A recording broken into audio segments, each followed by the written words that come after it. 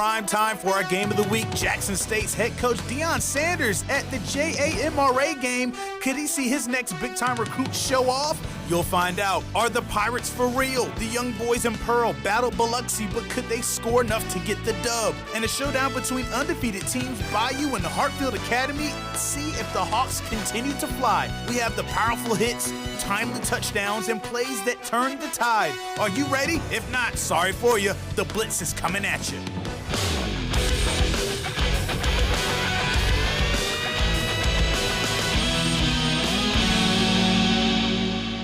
All right, welcome to week 4 of the Blitz. As always, we have some great matchups to showcase tonight. And to start off our Blitz 16 game of the week, a rivalry game and a rematch, Nick. Yeah, not just a rematch, and not just any rematch, a rematch of last year's MAIS State Championship. Jackson Academy on the road, taking on the back-to-back state champs, Madison Ridgeland Academy. Oh, yeah. Look who showed up to watch this Blitz game of the week. Prime time himself, Jackson State's coach Deion Sanders. He said he was handing out offers tonight.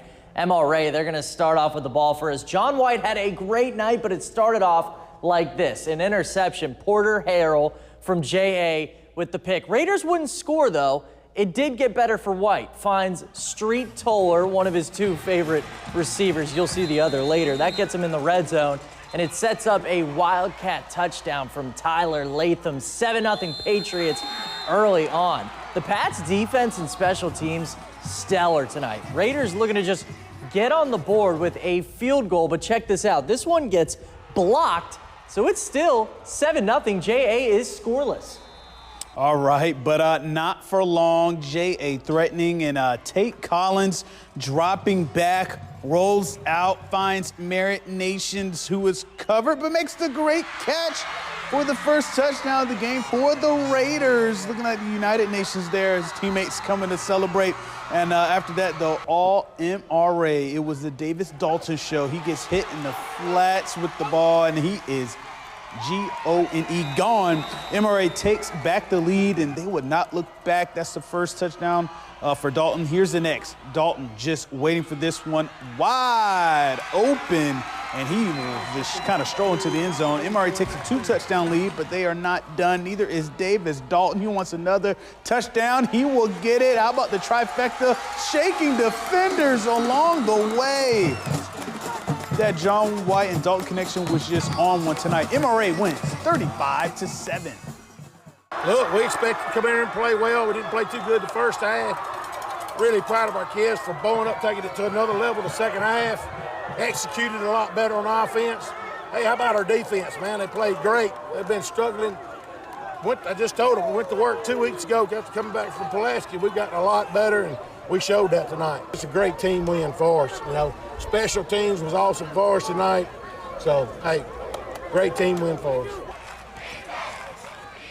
All right, there is the final score once again.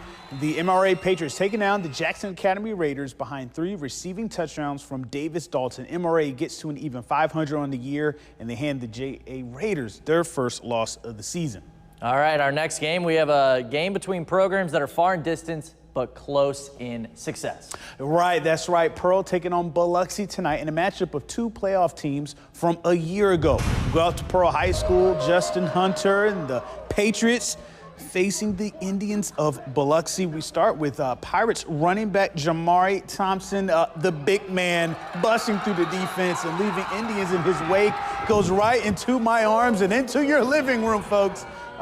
Just coming right at you. First touchdown of the game from Mr. Thompson, still in the first quarter. Jerry Johnson, the quarterback, calls his own number, finds a seam on the right side. He punches it in. 14-0 Pearl, but here come the Indians. Delj Bailey going deep to Duran Parrish, makes the nice grab in the end zone. 14-7 game. Johnson says, hey, I can throw 2. He rolls out, extends the play, and check out the throw in this catch. Cody Arms keeps both feet in for the touchdown. Guess what? He's the receiver and the place kicker for the team. Here's the reaction. Oh, yeah. All night. It's all night. All night. It's all night, bro. And it was all night. Pearl wins 47-21, and they are 4-0. All right, let's take you up north. Gulfport at Germantown. Man, these Mavericks, they got some dogs on both offense and defense. We're going to start off with that defense. Montarius Walker. Check out this sack of Jacob Palazzo. They were really good all night long, and so was Branson Robinson, one of the best running backs in the country. Check out this 26-yard gain, and that is good for a first down. It takes a lot to get him out of bounds. Later in the drive, Edward Dunnigan, though, fumbles on the way into the end zone.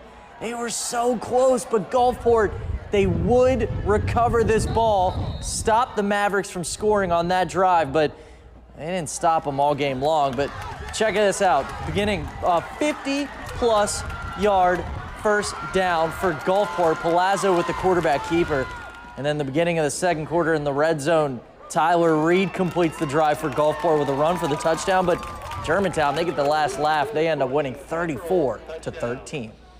All right, after winning 42-6 last week against McLaren, the Richland Rangers were back home tonight, taking on Franklin County out at their home field as the Rangers trying to string together back-to-back wins. Let's go up to Highway 49 to the home of the Rangers, and they were in the dogfight, leading just 7-6 at halftime, but the Rangers do what the Rangers do best, run the ball. First possession of the second half, and Carter Smith gets the handle, breaks on the far sideline to get the Rangers into the red zone. Mr. Smith gets the call again, knocking on the door of the end zone, and he got up and said, hey, get in the end zone. And he would do that. Just a few plays later, the Carter breaks through the middle of the Franklin County defense for the touchdown, and they did their dance out in Richland. The Rangers led 13-6 after that TD. They go on to win 20-12.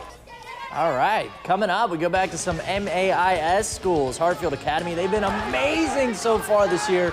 Coach Bowman and the Hawks welcome in Bayou to Flowood. That game and more after the break. I'm Xavier Davis. I watched the second half touchdown. Yes, sir.